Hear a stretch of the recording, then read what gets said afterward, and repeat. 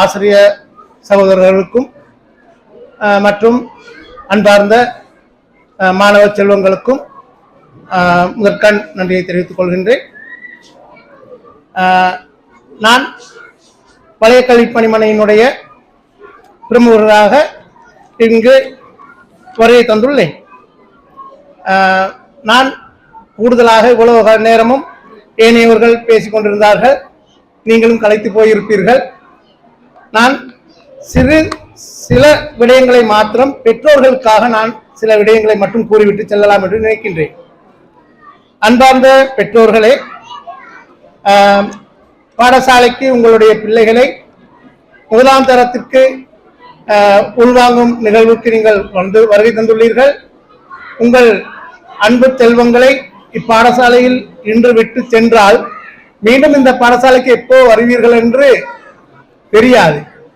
காரணம், முதலாம் தரத்தில் காண்கும் பெற்றோர்களை மீண்டும் நாங்கள் காண்பது ஏதாவது ஒரு நிகழ்வு நடந்தால் மட்டுமே.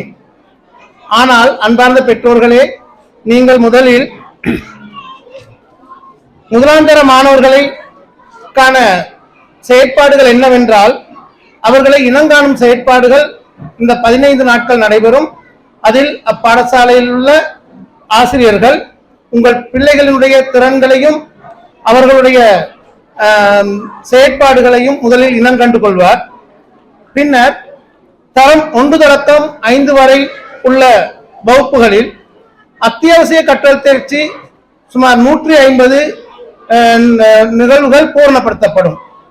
மூன்றாவதாக, எழுத்தாக்க செயற்பாடுகளை விட இந்த முதலாம் தரத்தில் கூடுதலாக விளையாட்டோடு கூடிய மற்றும் ஆடல் பாடல் கூடிய நிகழ்வுகளே நடைபெறும். நான்காவது விடயமாக, மாணவர்களுக்கு குடிநீர் மற்றும் போஷணமிக்க உணவுகளை நீங்கள் வீட்டிலிருந்து அனுப்பி வைத்தல் வேண்டும். மேலதிக வகுப்புகள் மாணவர்களுக்கு பெற்றோராகிய நீங்கள் பிள்ளைகளை ஒருவரோடு ஒருவர் ஒப்பிட்டு பார்க்காது. ஏனென்றால் உங்களுடைய பிள்ளை தனித்துவமானவர்கள் என்பதை நீங்கள் விளங்கிக் கொள்ள வேண்டும். மேலதிக வகுப்புகளுக்கு மாணவர்களை அனுப்புவது அம்மாணவர்களுக்கு மன உளைச்சலை ஏற்படுத்தும் என்பதையும் விளங்கிக் கொள்ளுங்கள்.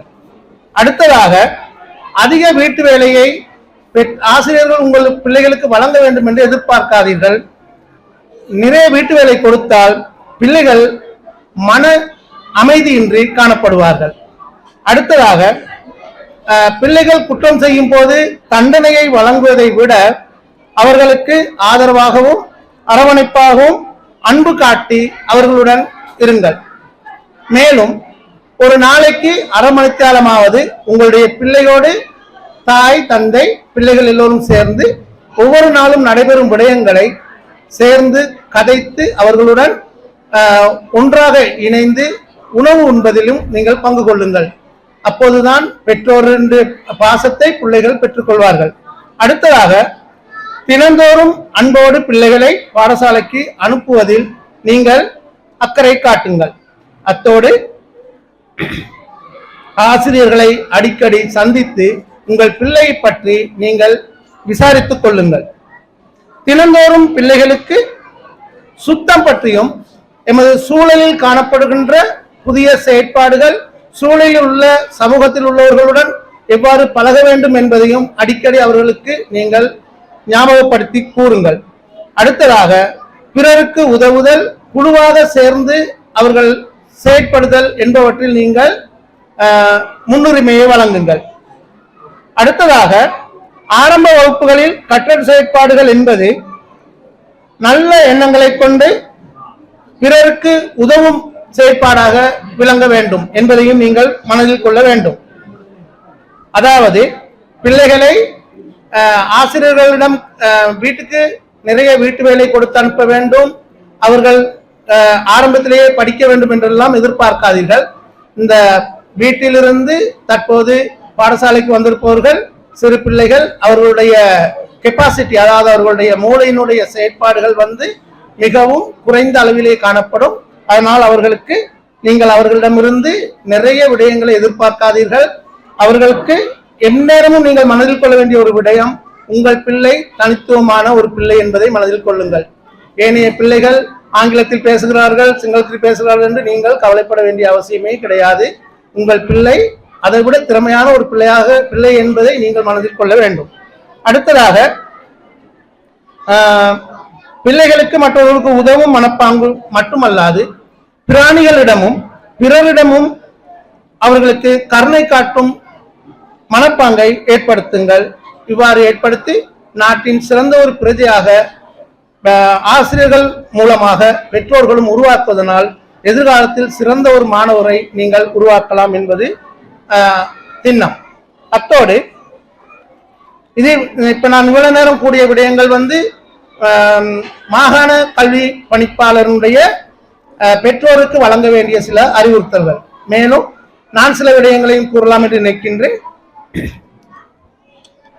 பிள்ளைகளுக்கு ஆசிரியர்களிடமிருந்து நீங்கள் இன்று பிள்ளைகளை பாரம் கொடுத்து விட்டு சென்ற பிறகு அடிக்கடி ஆசிரியர்களை சந்தியுங்கள். அடிக்கடி என்றால் இதுக்குன்னு எந்த நேரமும் வந்துகிட்டு இருக்காங்க, சில குறிப்பிட்ட காலங்களை ஒதுக்கி கொள்ளுங்கள். அதுக்காக பிள்ளைகளை பற்றி கேளுங்கள். எனது பிள்ளை எந்த அளவுக்கு இருக்கிறது, எப்படி செயற்பாடுகள் இருக்கு என்று கேளுங்கள். அதோடு மேலதிக வகுப்புகளுக்கு தயவு செய்து உங்கள் பிள்ளைகளை அனுப்பாதீர்கள் என்பதுதான் என்னுடைய வேண்டுகோள். அதாவது மேலதிக வகுப்புக்கு பிள்ளைகளை அனுப்புவதனால் இருக்கிற முதலாவது பிரச்சனை தான், அந்த பிள்ளை 1 முதல் 5 வரை மிக கெட்டிக்கார பிள்ளையாக இருக்கும். ஆனா 5லிருந்து அதற்கு மேல் வரும்போது அந்த பிள்ளையினுடைய செயற்பாடுகள் குறைந்து காப்போத்த சாதாரண தர பரீட்சையில் அந்த பிள்ளை பின்னடைவு ஆகுவதற்கு காரணமே இந்த செயற்பாடுகள் தான். எல்லா பிள்ளைகளுக்கும் மூளை என்பது சுமார் சாதாரண ஒரு மனிதனுக்கு ஒரு மூளையினுடைய அளவு 1 கிலோ 400 கிராம். அப்ப பிள்ளையினுடைய அளவும் சுமார் கிட்டத்தட்ட ஒரு 750 கிராம் வைத்தாலும் அந்த பிள்ளைக்கு தாங்கக்கூடிய அளவு தான் தாங்கும். நீங்கள் அதை விட நிறைய விஷயங்களை மாலை வகுப்புகள் இல்லாட்டி மற்றவங்க அனுப்புறாங்கிற கிளாஸ்கெல்லாம் அனுப்புனீங்கன்னா அந்த பிள்ளையால தாங்கிக் கொள்ளக்கூடிய தன்மை குறைவாக காணப்படும். அதனால அன்பான பெற்றோர்களே, உங்களுக்கு பிள்ளைகளை பற்றி நன்கு தெரிந்து கொள்ளுங்கள். மீண்டும் ஒரு முறை கூறுகிறேன், பெற்றோர் பிள்ளைகளுடன் சேர்ந்து அன்பாக வீட்டில் கதையுங்கள். அவ்வாறு கதைக்கும் போதுதான் பிள்ளைகள் அதை செயற்பாடுகளை பாடசாலையிலும் காட்டுவார்கள். தயவு செய்து பெற்றோர் பிள்ளைகளுக்கு முன்னால் வீட்டில் சண்டை போடுவதை நிறுத்திக் கொள்ளுங்கள். காரணம், நாங்கள் பிள்ளைகள் பாடசாலையில் கூடாத வார்த்தைகள் பேசுகின்றது என்று நாங்கள் எதிர்பார்த்தோம் என்றால் அது எங்கிருந்து வந்திருக்கும் என்றால் பெற்றோர் வீட்டிலே நடக்கின்ற செயற்பாடுகள் காரணமாகத்தான் பிள்ளைகள் அதை பாடசாலைக்கு கொண்டு வருகிறார்கள் என்று கூறி இந்த சந்தர்ப்பத்தை வழங்கிய பாடசாலையுடைய அதிபர் மற்றும் ஏற்பாட்டு குழுவுக்கு நன்றி கூறி விடுகிறேன். நன்றி.